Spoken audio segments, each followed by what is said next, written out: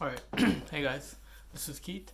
So today let's talk about how the government pulls coronavirus money out of thin air. So how do they do it? So to understand how they do this, you need to understand what a bond is, right?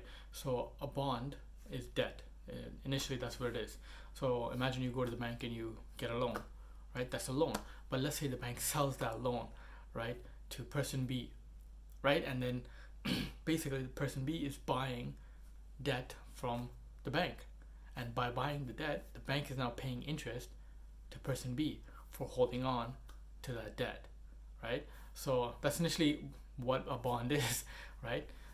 It's just investors buying debt.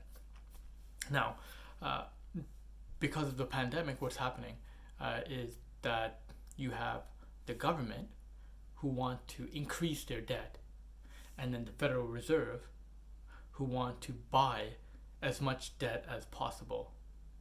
So what you have here is a cooperation of of both parties, right? The government wants to increase their debt, and the only way they can do that is by issuing more bonds or by increasing the bonds, right? And what the Federal Reserve is trying to do is buy as much securities as possible, like mortgage-backed securities and bonds and etc.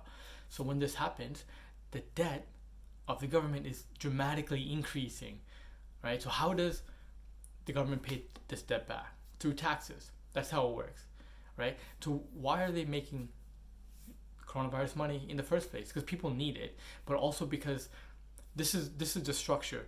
So when government is increasing their debt, yes, I know what a lot of you are thinking. Well, we got to pay that back in taxes, so why would you want to do that in the first place? But by increasing government debt, you can fix other problems like corporate debt, right? So you have a problem between people who have cash in their bank accounts and then people who need to borrow a lot of money. There has to be a balance between both. When you have a balance between both, the banking system works, right? But when you have everyone paying off their debt and no one borrowing money, there's a problem. But when you have everyone borrowing money and no one paying off any debt at all, again, you have a problem, right? So in this scenario, for middle class people, low income people, you need to give them some kind of means to be able to maintain themselves and not go into massive amounts of debt, because they're not the ones that are able to get these small business loans, right? So to keep them surviving, you give them money by borrowing from the government.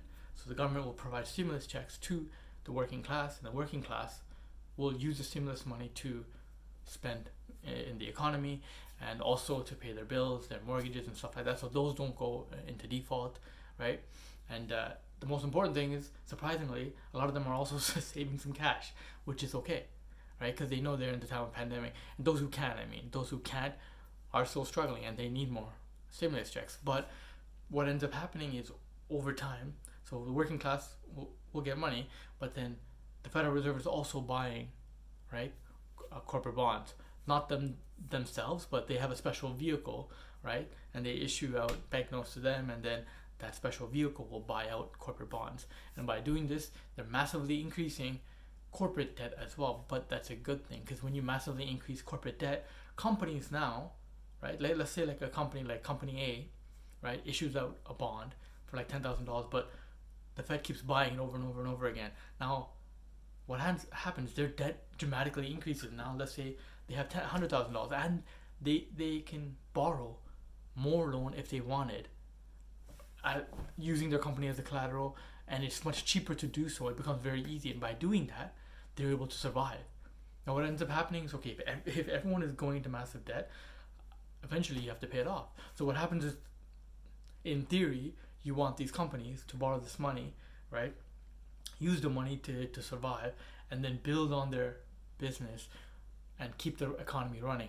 And then eventually they will start paying back their loans and debt. But during this time, the government will still be spending money, right? But after the economy is running and everything goes smoothly, right, the Fed will use their tools to decrease what they're doing. When they do that, then the government will try to fix the public debt issue. So it doesn't go the other way around. If you fix the public debt issue first, then the corporations will fall and the people will struggle. But when you do it this way, systematically, the people, the corporation, and the government, then the system just works. So how are they So it's just a sum of how are they printing money out of thin air for coronavirus? Well, it's through the form of debt. Pretty much you're redistributing dollars, right? Who are buying these bonds? Who's buying them? People who have money and the Federal Reserve. So for example, if you have a lot of money and you want your money to be in a safe place where you can collect interest, you'll go buy some government bonds, right? And it could be the coronavirus government bond, which will distribute money into those who need the money. And the Federal Reserve is also buying bonds. So effectively, this whole system kind of works together like that. So in this sense, some people will say, "Oh, the money isn't really being printed. It's just a redistribution of dollars, right, from the rich to the lower class." But that's also not necessarily true, because controlling the money in circulation, especially when the Fed is involved, means issuing out banknotes, which effectively means you're somehow creating money through the banking system, right? So you have both in play, and there's a lot of debate between whether money is actually being printed in this scenario or not. But the main thing to focus on here is a lot of people think, oh yeah, there's so much US dollars in circulation, but don't forget that the American economy, or the American US dollar, is the reserve currency of the world. That means a lot of countries have to have the US dollar. So when that is the case, and a lot of countries in the world have the US dollar, there isn't as much dollars in the US of A, right? Which means, because it's everywhere else, all these other countries have to have those dollars too, right? So effectively, what ends up happening is the government kind of will push out more dollars to other countries as well. They've done this before in the 80s.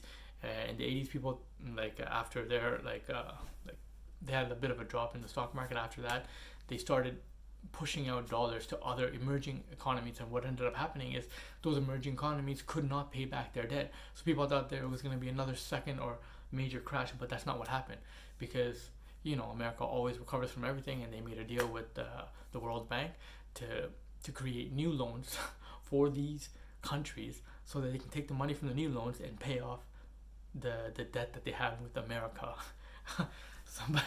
Which sounds crazy, but by doing that, they effectively kept the dollars in circulation, and the American economy did not have a second recession during that time. But yeah, so as you can see, the whole system kind of works together. I know it sounds a little bit complicated. I'm not sure if I made that clear, but let me know in the comments, guys. Like this video, and yeah, let me know what you think.